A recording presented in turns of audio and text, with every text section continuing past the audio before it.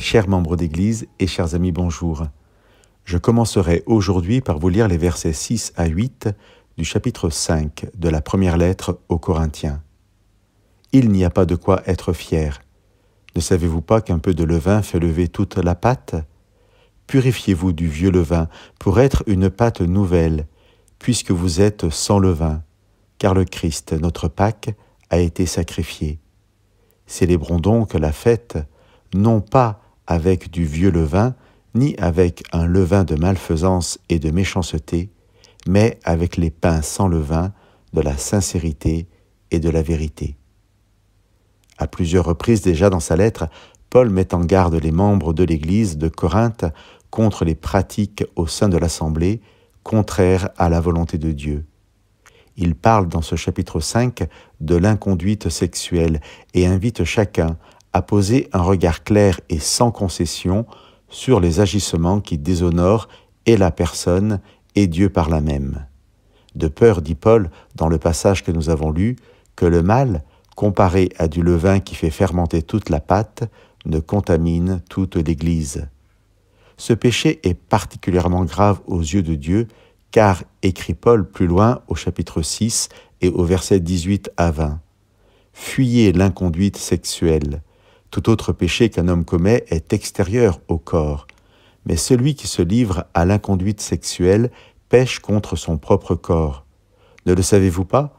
Votre corps est le sanctuaire de l'Esprit Saint qui est en vous et que vous tenez de Dieu. Vous ne vous appartenez pas à vous-même, car vous avez été achetés à un prix. Glorifiez donc Dieu dans votre corps. » Au contraire du levain, dit Paul, soyons des personnes mues par la sincérité et la vérité. Car, dit l'apôtre, Christ, par son œuvre parmi les hommes, sa mort et sa résurrection au temps de la Pâque, a, par son sacrifice, accompli cette fête et donné son sens plein à sa signification. L'institution de la Pâque, où un agneau était sacrifié, trouve son origine dans l'épisode de la libération du peuple juif de l'esclavage de l'Égypte. Devant un peuple prisonnier qui vient de passer plus de 400 ans en Égypte et qui ne connaît même plus le nom de Dieu, Dieu, par Moïse, va intervenir miraculeusement pour sa libération.